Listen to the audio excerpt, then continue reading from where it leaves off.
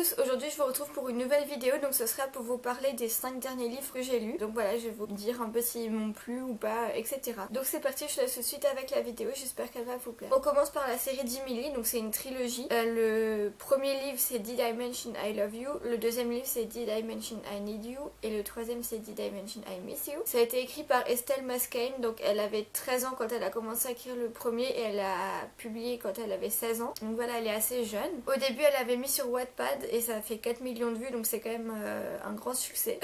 Donc je vais vous lire le résumé des livres et puis je vous en parle juste après. Eden, 16 ans, va passer l'été dans la famille recomposée de son père à Santa Monica en Californie. Ce dernier a refait sa vie, ce qui veut dire 3 nouveaux frères pour Eden. Le plus âgé, Tyler, est un vrai bad boy, séducteur, égocentrique, violent, fascinant. Elle ne peut s'empêcher de succomber au charme de la seule personne qui lui est défendue, son demi-frère. Donc le deuxième, cela fait un an qu'Eden n'a pas vu son demi-frère Tyler, son amour secret. Une histoire impossible. Chacun est passé à autre chose. Eden est heureuse avec Dean, son nouveau copain, et Tyler est parti à New York. Mais quand il invite Eden à les rejoindre, ils ne pourront pas faire semblant éternellement dans la chaleur de l'été new-yorkais. Il devient vite évident qu'ils s'aiment encore.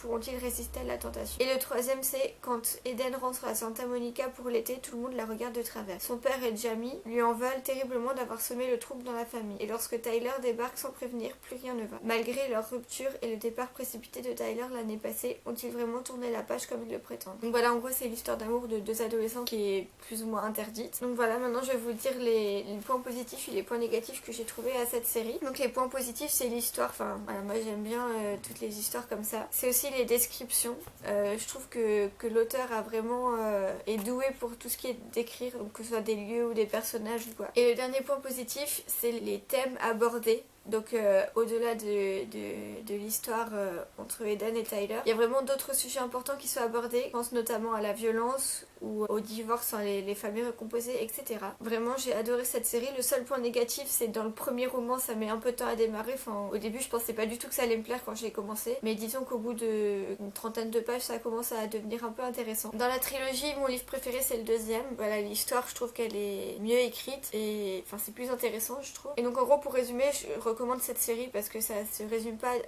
à une histoire d'amour, mais il y a beaucoup d'autres sujets à côté. Pour vous donner une idée, j'ai lu la série en 4-5 jours. Franchement, ça se lit super vite, donc je recommande beaucoup. Ensuite, je vais vous parler de Chroniques de l'Université Invisible. Donc ça a été écrit par Mile Fierpid. Et donc je vais vous lire le résumé. Imaginez, la tête des gens est pour vous comme une chambre dans laquelle vous vous promenez naturellement au milieu de pensées secrètes et d'ogres aux dents de cisaille. Vous vous appelez Méludine, vous écoutez dans les têtes. La malchance vous poursuit depuis votre naissance. Tout bascule sans cesse dans la poisse. D'ailleurs, vous venez d'être enlevé par un vampire. Votre prénom est Framboise. Vous savez déplacer les objets par la pensée. Vous n'avez pas de famille, pas de mémoire. Votre terrain de jeu est une gare où vous dérobez les portefeuilles. On vous appelle Décembre, mais votre vrai prénom est Tristan. Vous êtes télépathe. Arrêtez d'imaginer. L'université invisible vient de vous kidnapper. Cette organisation secrète s'intéresse à vos dons magiques, uniques, terribles, pour les perfectionner. Elle vous embarque sur une île mystérieuse. Désormais, votre présent et votre avenir sont ici. Car bientôt, dans le monde d'en bas, plus personne ne se souviendra de vous. Donc voilà, c'est plus ou moins une histoire fantastique. Je vous le recommande pas, sauf si vous avez 11 ou 12 ans, mais clairement, moi, ça faisait un bout de temps que je le traînais dans mon placard. Et enfin, quand j'ai décidé de le lire, franchement, j'ai passé l'âge, quoi. C'est une histoire, 12 ans, ça passe, mais pas plus. Ouais, c'est plus une histoire pour les enfants. Ouais, j'aurais recommandé certainement il y a 6-7 ans, mais là j'ai détesté. Franchement, j'ai lutté pour le terminer parce que j'avais juste une envie, c'était d'arrêter, quoi. En plus il est long, j'aurais fait plus de 500 pages, donc voilà, en gros c'est l'histoire de plusieurs enfants qui est plus ou moins mélangée et qui se font kidnapper, donc comme ils le disent dans le résumé, par l'université pour leur apprendre à cultiver entre guillemets leurs dons. Mais voilà, les histoires mélangées comme ça, je recommande pas du tout. Ensuite je vais vous parler de L'accro du shopping à une sœur, donc celui-là je l'ai encore, ça ressemble à ça. Donc ça a été écrit par Sophie Kinsella. Donc en gros je me suis rendu compte après l'avoir lu que c'était le 4e tome d'une série, donc j'ai pas lu les autres, les 3 premiers puis les 4 derniers. Mais bon, en soi ça m'a pas trop dérangé, je m'en suis pas tellement rendu compte en fait.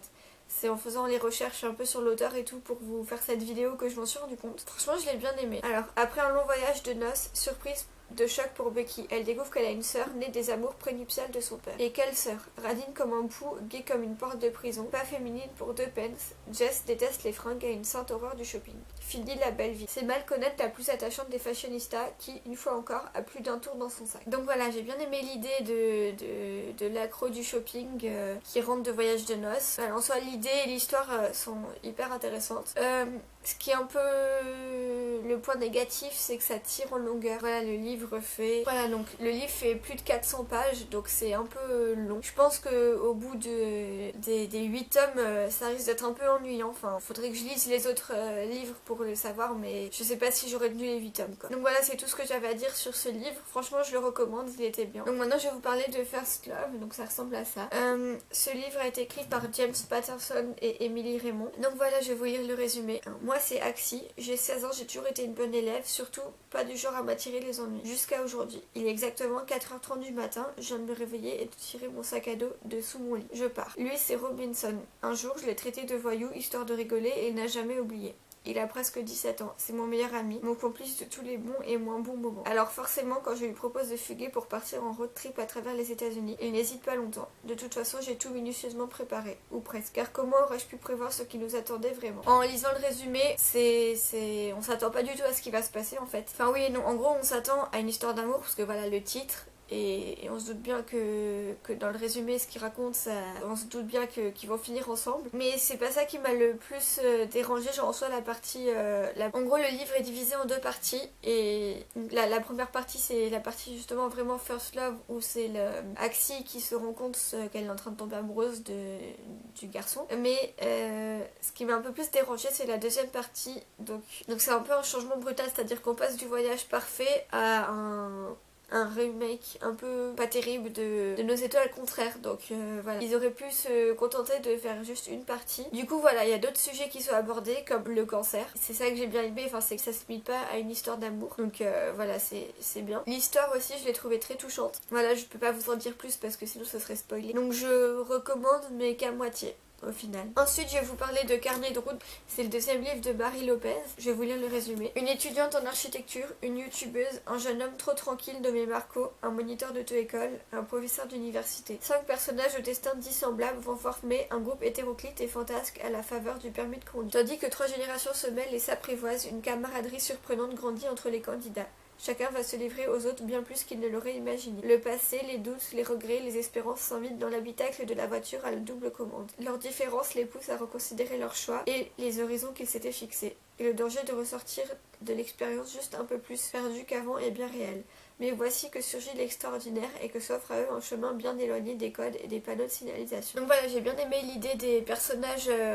au destin lié, donc au début on apprend à connaître les personnages plutôt un par un, puis après ils se rencontrent. Voilà, donc ça j'ai bien aimé. Par contre ce que j'ai un peu moins aimé, c'est la fin. J'ai pas tellement compris la fin, genre c'est un peu brutal en fait. J'ai pas compris ce qui se passait au final, donc je sais pas si c'est lié à moi ou pas. Au final il était bien, je l'ai lu assez rapidement d'ailleurs, mais je vous recommande plutôt le premier livre qu'elle avait écrit, donc c'était Enjoy Mary. Voilà, parce qu'elle parlait plus de son enfance, de sa propre vie, etc. Alors que là on sentait que c'était sa famille qu'elle parlait, de son entourage, mais pas trop, enfin c'était un peu bizarre. Du coup voilà, je vous recommande plutôt le premier. Donc voilà, je vous ai présenté les 5 livres que j'ai lus dernièrement.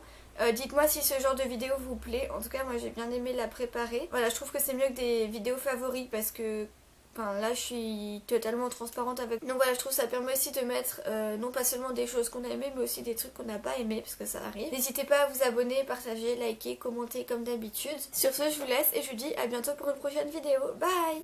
Hey, hey, hey, hey, hey.